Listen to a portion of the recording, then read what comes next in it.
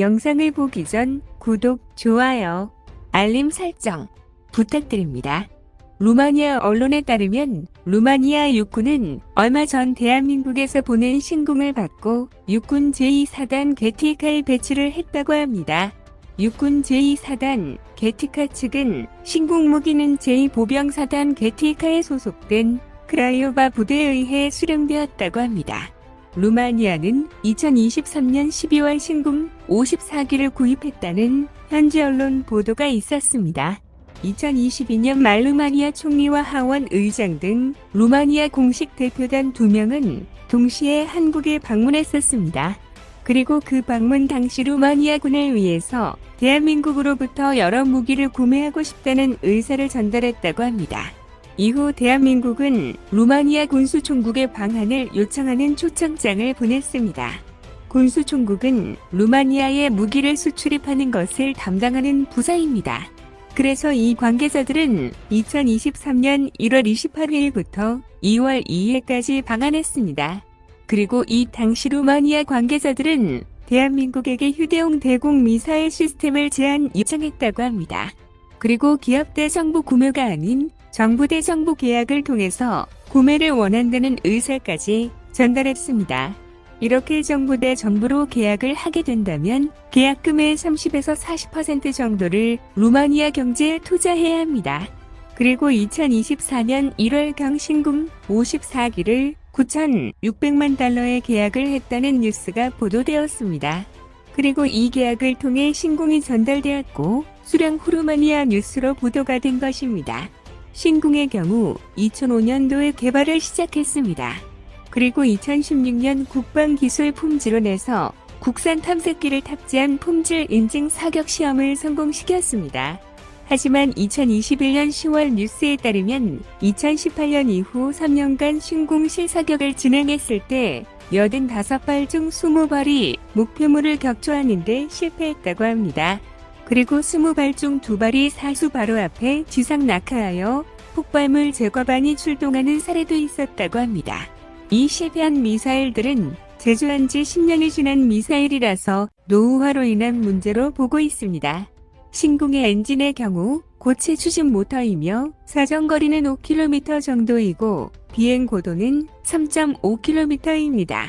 발사 플랫폼은 루마니아처럼 삼각대를 이용할 수 있고 휴대용으로 들고 다닐 수 있습니다. 이 신궁의 경우 영국의 제블린, 미국의 레드아이나 스팅어, 러시아의 이글라를 운용해 본 대한민국 국군이 이들의 장점들을 모아 만든 무기입니다. 외형의 경우 러시아의 이글라에서 많이 따왔습니다. 그리고 무게는 프랑스의 미스트랄보다 가볍고 명중률은 95% 이상으로 알려졌습니다. 가격은 현재 대당 5천만 원으로 추측하고 있습니다. 신궁의 특징으로는 목표물에 1.5m까지 접근하게 될 때 폭발을 하게 되는 근접 신관을 탑재했습니다.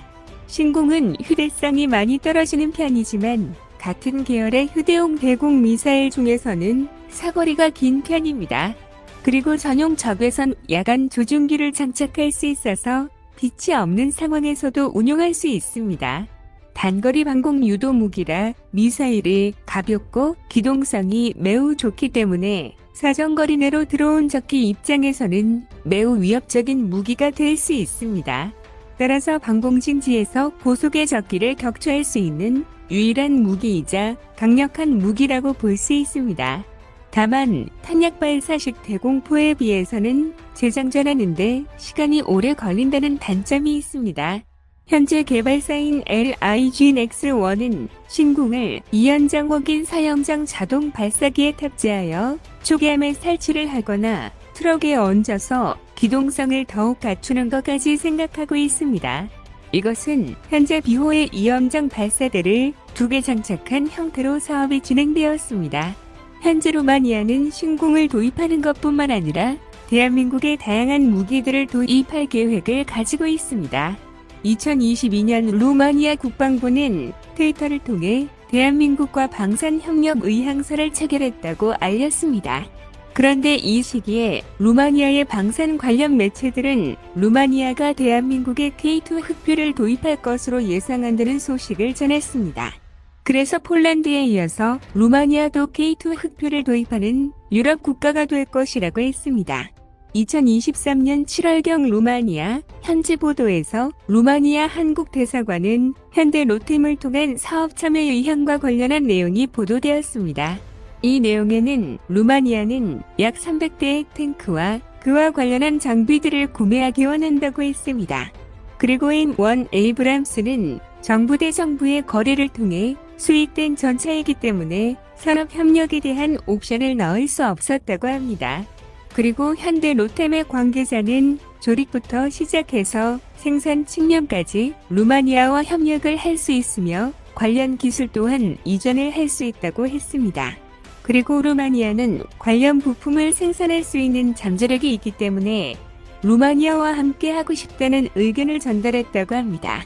그리고 K2 흑표 전차를 루마니아 스마르단 사격장으로 가져가 현지 기동 및 사격 시범을 진행했다고 합니다. 약 250여 명의 관련자들이 참석했으며 사격은 기동을 한 상태와 정지해 있는 상태에서 진행되었습니다. 그리고 루마니아는 K9 자주포 54문과 K10 탄약 운반차를 수입하기로 결정했으며 총 금액은 약 1조 3천억 원으로 정해졌습니다. 자주포를 도입하는 사업을 진행하기 전 2023년 2월 한화 에어로스페이스와 루마니아가 MOU를 체결했다고 했습니다. 그리고 이 당시 지상 무기, 탄약, 생산 등 여러 분야에서 협력을 구축하자는 것을 MOU 내용에 넣었다고 합니다. 그리고 2023년 4월경 루마니아 국방부가 루마니아 의회에 자주포 사업 승인을 요청하며 자주포 도입 사업이 본격적으로 진행되었습니다. 루마니아는 2조 5천억 규모의 자주포 도입 사업에서 K9 자주포와 독일의 PZH-2000, 터키의 T-155 프레트나와 경쟁시켰습니다.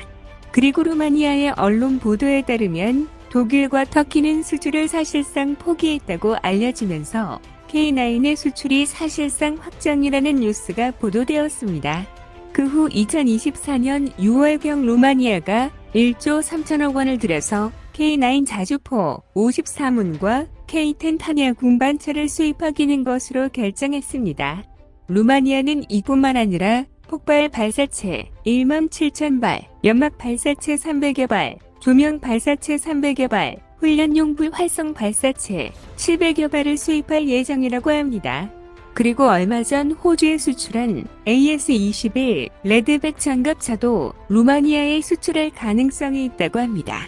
현재 루마니아는 제너럴 다이나믹스와 협력하여 피라냐 V 장갑차를 루마니아에서 2017년부터 생산하고 있었습니다. 그리고 이 생산이 종료된 후 차기 장갑차를 도입하는 사업을 진행 중이며 총 298대를 도입할 예정이라고 합니다. 루마니아로 대한민국에 군수품이 많이 수출되어 기술력을 인정받아 다른 나라로도 많이 수출되길 간절히 기원하겠습니다. 더 많은 이야기를 원하신다면 구독을, 이번 이야기가 좋았다면 좋아요를 눌러주세요. 감사합니다.